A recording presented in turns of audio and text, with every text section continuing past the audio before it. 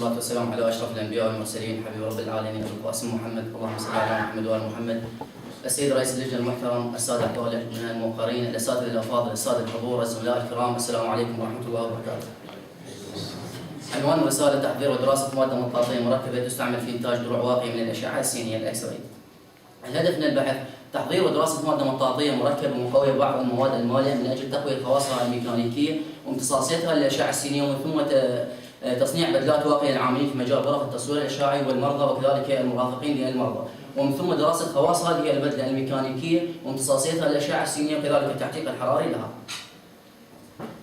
المقدمة: من المميزات المهمة للإشعاع هي التأثيرات السلبية المباشرة وغير المباشرة التي تطرأ على العاملين في مجال الإشعاع، بكونه يحدث تغيرات مختلفة في الخلايا الجسم نتيجة للتفاعل الذي يحدث ما بين طاقة هذه الإشعاع وما بين خلايا الجسم، ونتيجة للتطور العلمي وانتشار الأجهزة الكثيرة في الباعثة لهذا الإشعاع في كافة المجالات العلمية والتطبيقية والصناعية. لذلك ارتأى العلماء إلى تقليل التعرض الإشعاعي بالنسبة للعاملين في مجال الإشعاع، وذلك من خلال تكوين الدروع الواقية من الأشعة السينية أو من خلال الأشعة سواء كانت النووية أو الكهرومغناطيسية. في الماضي كانت تستخدم الدروع الواقية من الأشعة السينية وخصوصا الدروع المصنع من الرصاص، ولكن نتيجة التطور العلمي وانتشار المواد المتراكبة دخولها في حيز العلم، فقد ارتأى العلماء إلى تكوين الدروع الواقية من الأشعة من خلال المواد المتراكبة. تقسم الدروع الذات إلى قسمين: دروع ذات طبقة منفردة والتي تقسم بدورها إلى قسمين: دروع نقية متجانسة وكذلك دروع متعددة الطبقات. تقسم المواد المتراكبة إلى ثلاثة أقسام: المواد المتراكبة ذات الأساس المعدني، والمواد المتراكبة ذات الأساس السيراميكي، والمواد المتراكبة ذات الأساس البوليمري، وهي التي تعتبر محور البحث. استخدمنا في هذا البحث المادة الأساس هي مادة الروبر المستخدمة في النوع منها SPR لما يتميز به من مواصفات تميزه عن بقية أنواع المطاط. الخلاصة: نظرا للتطور العلمي والدور الذي تلعبه المواد المتراكبة في العصر الحديث وانتشارها بكافة التطبيقات العلمية، لذلك قمنا بتصنيع مادة متراكبة جديدة حامية واقية من الأشعة السينية. تقسم خلاصة هذا البحث حسب المادة المالئة المستخدمة. استخدمنا ثلاث أنواع من المواد المالئة، هي مادة الكلوروفيل وأكسيد التيتانيوم وأكسيد الرصاص. في البداية بالعجنات الأولى استخدمنا مادة الكلوروفيل الذي يعتبر كمادة مالئة وملدنة في نفس الوقت بقيم مختلفة، 5 قيم من هي 20 و40 و60 و80 PPHR. قمنا بدراسة الخواص الميكانيكية للعجنات وكذلك امتصاصية الأشعة السينية لها. أما الخطوة الثانية فقمنا باستخدام المادة المالئة وهي مادة أكسيد التيتانيوم ولثمان عجنات. قمنا بدراسة الخواص الميكانيكية لكافة هذه العجنات، وقد استخلصنا بأن المادة النسبة 60 PPHR تميزت بمواصفات جيدة عن بقية العجنات. قمنا بتثبيت هذه الخطوة 60 PPHR، وأضفنا في الخطوة الثالثة مادة أكسيد الرصاص، وكذلك قمنا بدراسة خواصها الميكانيكية وامتصاصيتها للأشعة السينية، حيث وجدنا بأن الامتصاصية عالية جدا لهذه العجنة خصوصا عند 100 PPHR، حيث كانت نسبة النفاذية 0 أي 0 كاونت على المنت. الخطوة الرابعة هو تثبيت نسبة أكسيد التيتانيوم على 60% والكلوروفيل عند 100%، وتغيير نسب المادة المالئة حيث المادة المالئة هي أكسيد الرصاص لما تتميز به مادة الكلوروفيل من مواصفات، حيث أنها سوف تحيط بمادة أكسيد الرصاص وبالتالي تؤدي إلى تقليل السموية، وكذلك تغيير اللون للعجنات المستخدمة، حيث أن كافة العجنات كانت ما بين اللون الأخضر أو الأبيض، حيث كان هناك تغيير بالنسبة للعاملين مثلا في معمل الإطارات لاستخدام الكربون، حيث كانت أغلب العجنات باللون الأسود. الجزء العملي: سوف نتطرق في الجزء العملي إلى أهم المواصفات التي اعتمدنا عليها والعجنة الأساس وكافة الأجهزة والأدوات المستخدمة في البحث. العجنة الأساس أو الماستر باتش المسميات، استخدمنا المادة الأساس في نوع SPR، وفي الجدول نبين هنا المواصفات الأساسية والمواصفة العامة التي اعتمدنا عليها، حيث اعتمدنا المطاط SPR كمادة أساس، وحامض الستايريك وأكسيد الخارسين كمواد منشطة، TMTT استخدمناها كمادة معجلة، والكبريت كمادة مفكنة.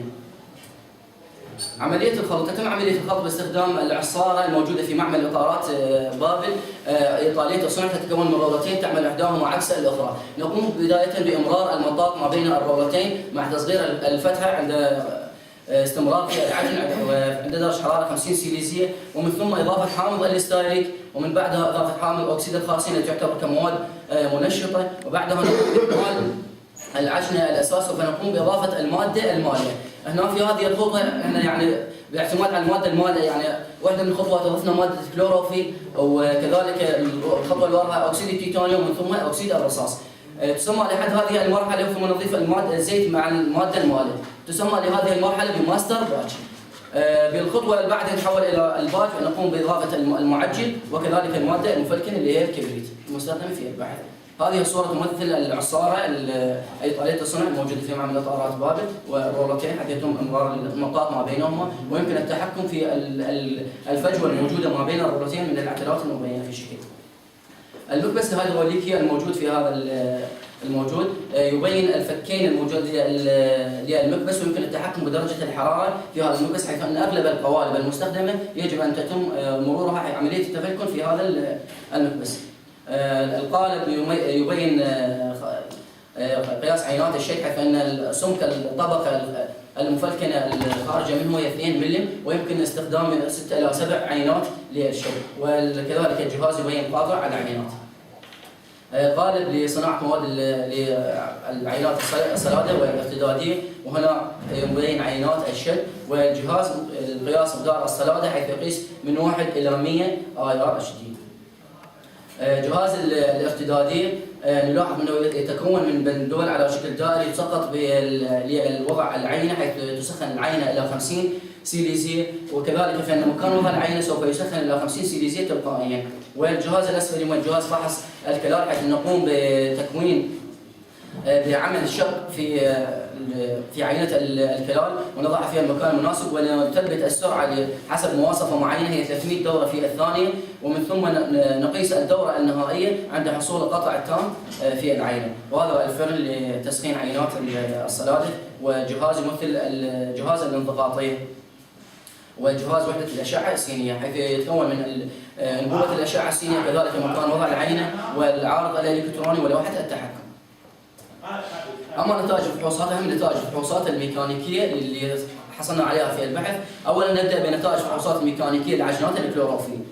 نلاحظ من الشكلين أن هناك تناقص في مقدار مقاومة الشد ومعامل المرونة. يحدث السبب في ذلك إلا أن استخلاص مادة الكلوروفيل قد استخلصناها من خلال الأسيتون، وأن ذرات الأسيتون التي بقيت بين جزيئات الكلوروفيل غير المتقايرة أدت إلى حصول تمزق في السلاسل المطاطية، مؤدى إلى تقليل في معامل الشد ومعامل المرونة. أما مقدار الاستطالة، بما أنه مادة الكلوروفيل هي مادة ممكنة، لذلك حصل أن هناك تزايد في مقدار الاستطالة كما نلاحظ. تأثير إضافة الكلوروفيل على السلادة، نلاحظ أن هناك تناقص في مقدار السلادة عند إضافة مادة الكلوروفيل، وذلك يرجع السبب في ذلك أن مادة الكلوروفيل إن جزيئات كبيرة، ما يؤدي إلى تداخلها وتغلغلها ما بين السلاسل البوليمرية، سوف تؤدي إلى تباعدها، وبالتالي تقليل قلة مقاومة القوة المسلطة عليها. التعتيق الحراري، استخدمنا في تعتيق الحرارة عند درجة 120 سيليزية ولمدة 5 أيام. نلاحظ أن هناك تزايد في مقدار السلادة لعينات الكلوروفيل، ما يدل على أن هناك تزايد في الترابط التشابكي ما بين السلاسل المطاطية. الجزء الثاني من النتائج فحوصات الخواص الميكانيكية لعجينات أكسيد التيتانيوم. من الشكل نلاحظ أن هناك تزايد في مقدار معامل الشد ومعامل المرونة. يرجع السبب في ذلك إلى أن الدقائق الصغيرة للحبيبات لأكسيد التيتانيوم أدت إلى حصول التداخل والترابط التشابكي ما بينها وما بين السلاسل البوليمرية، مما أدى إلى تزايد في مقدار معامل المرونة ومعامل الشد. ولكن عندما نلاحظ في النسب العالية هي عند 100 PV/HR، نلاحظ أن هناك تناقص في مقدار معامل المرونة والشد، مما يدل على أن السلاسل البوليمرية سوف تكون غير قادرة على حمل النسب العالية من المادة المالية، وبالتالي حصول تكتلات وتشققات، مما يؤدي إلى تقليل معامل المرونة ومعامل الشد. أما في الاستطالة، فإن الملمس الدهني لمادة أكسيد التيتانيوم أدت إلى زيادة في مقدار الاستطالة. معامل الصلادة، نلاحظ هناك زيادة في معامل الصلادة، وذلك لأن حبيبات أكسيد التيتانيوم التي تمتاز بحجم الحبيبي الصغير، وبالتالي امتلاكها مساحة سطحية عالية جدا، لذلك فإنها سوف تقوم بمقاومة القوة المسلطة عليها. الارتدادية، هناك علاقة عكسية تربط ما بين الصلادة والارتدادية، حيث نلاحظ في الارتدادي هناك تناقص مستمر على العكس من معامل الصلادة. الارتدادية هي التغير في القوة المسببة للتشوه إلى القوة الراجعة منه. لذلك بما أن أكسيد التيتانيوم عيناته زادت مقدار الصلادة، لذلك فإن القوة المسلطة عليها سوف تتحول إلى حرارة تتوزع ما بين السلاسل البوليمرية. معامل الكلام نتيجة الترابط التشابكي ما بين أكسيد التيتانيوم والسلاسل البوليمرية أدت إلى زيادة في معامل الكلال، مما يدل على أن مادة أكسيد التيتانيوم قد منحته مقاومة لنمو التشقق. الانضغاطية نلاحظ أن هناك زيادة في مقدار الانضغاطية نتيجة للتداخل ما بين الحبيبات والسلاسل البوليمرية، وبالتالي سوف تؤدي إلى قلة انزلاق السلاسل البوليمرية فيما بينها، وما يؤدي إلى زيادة مقدار الانضغاطية. تعتيق الحرارة نلاحظ أن في 3 الأيام الأولى أن هناك نلاحظ استمرارية في أو عدم زيادة عالية في معامل الصلادة، ولكن في اليوم الرابع والخامس هناك تناقص، مما يدل على حصول الفجوات وتحرر الغازات في العين. نتائج خواص ميكانيكية العجينات PBO بإضافة TiO2. ثبتنا نسبة أكسيد التيتانيوم على 60% وقمنا بتغيير النسب المضافة من مادة أكسيد الرصاص. نلاحظ أن هناك تزايد في مقدار كل من معامل المرونة ومعامل الشد نتيجة للترابط العالي جدا ما بين أكسيد التيتانيوم والسلاسل المطاطية من جهة، وما بين أكسيد الرصاص والسلاسل المطاطية من جهة أخرى، ما أدى إلى زيادة في معامل المرونة ومعامل الشد، وكذلك في مقدار الاستطالة، حيث أن مادة أكسيد التيتانيوم يكون لها ملمس دهني أنعم من مادة أكسيد الرصاص أكسيد التيتانيوم، وما أدى إلى زيادة في مقدار الاستطالة. كذلك في عينات الصلادة نلاحظ أن هناك ترابط وزيادة في مقدار الاستطالة، مما يدل على حصول الترابط التشابكي في معامل الاستطالة، حيث أن في أكسيد التيتانيوم عند 60% حصلنا على 50، ولكن عند أكسيد الرصاص عند 50% 10% من أكسيد الرصاص حصلنا على هذه النسبة العالية، مما يدل على زيادة الترابط التشابكي ما بينها وما بين أكسيد السلاسل البوليمرية. إضافة على الارتدادية كذلك نلاحظ أن هناك تناقص في مقدار الارتدادية، حيث يدل على أن زيادة مقاومة العينات الصلادة بامتصاص الطاقة من ثم توزيعها على شكل حرارة ما بين السلاسل البوليمرية. أما في الانضغاطية فإن هناك تزايد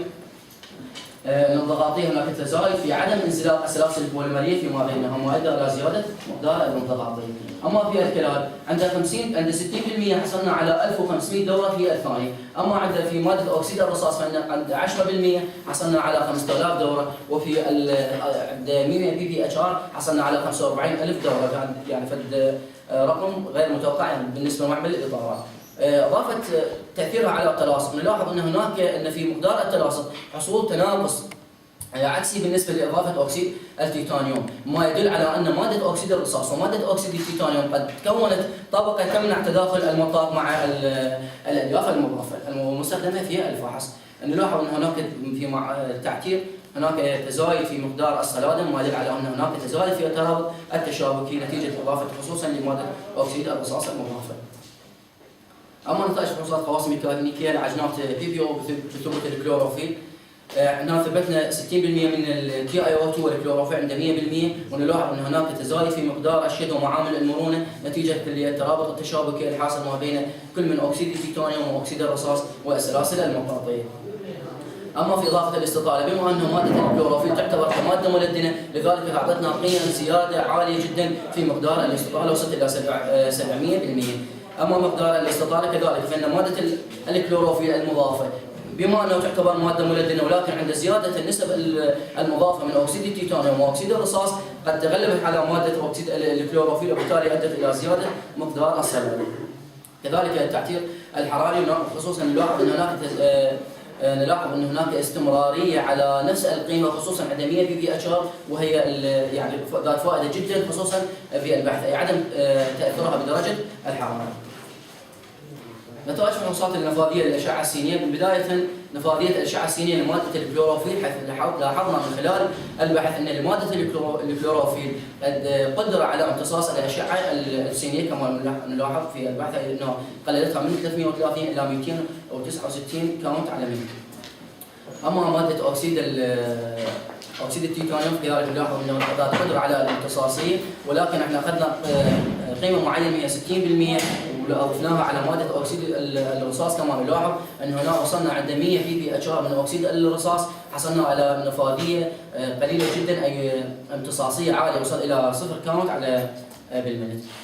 اما في ماده اكسيد اما في اضافه ماده الكلوروفيل، اضفنا ماده الكلوروفيل من اجل كما قلنا بانه تغيير الخواص الميكانيكيه للعجنه، وكذلك لاحاطه ماده جزيئات الكلوروفيل باكسيد التيتانيوم واكسيد الرصاص لتقليل السميه، وكذلك حصلنا على نسبه 1 إلى 0 يعني بالمية، اي نفاذيه عاليه جدا.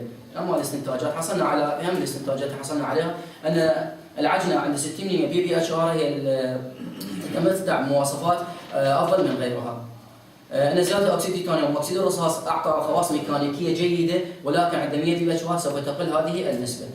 ثالثا، من خلال دراسه العجنات على بيبو ان افضل مقدار الالتصاقيه كان عند 20% PPHR من PbO 60 من TiO2.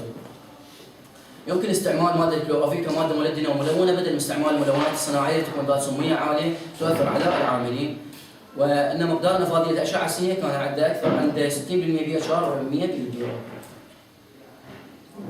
التوصيات المستقبليه: استخدام ماده مطاط الطبيعي بدلا من المطاط الصناعي، ودراسه تاثير الحجم الحبيبي لكل اكسيد الرصاص واكسيد التيتانيوم على المواصفات الميكانيكيه، وكذلك امتصاص الاشعه السينيه بالنسبه للعجنات، ودراسه امتصاص بعض الاكاسيد والمركبات الصناعيه الملوثه للبيئه، استعمال مالئات اخرى مثل كربونات الكالسيوم والسيليكا وتغيير النتاج، وادخال مساحيق بوليمريه للعجن المطاطيه مثل البولي اثيلين والبوليبروبيلين، وادخال اكسيد الحديد بدل من اكسيد الرصاص، وقياس مقدار النفاذيه باستعمال مصادر اشعه جاما وبيتا، ودراسه خواص بالتعقيق الاشعاعي.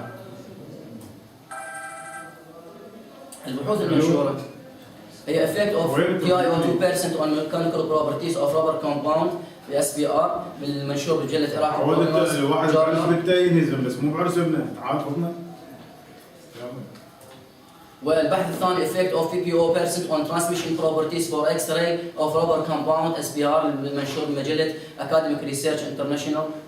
المؤتمرات المشارك بها المؤتمر العلمي فارغ طلبة الدراسات العليا في قسم الفيزياء كلية العلوم جامعة بابل، ولدينا شهادة أسبقية براءة اختراع مسجلة في وزارة تحقيق الجهاز المركزي للتقييس والسيطرة النوعية للبحث الاختراع الموسوم تصنيع سترة مطاطية واقية من الأشعة السينية لحماية الأشخاص باستخدام مواد متوفرة منها صفة الكلوروفيل.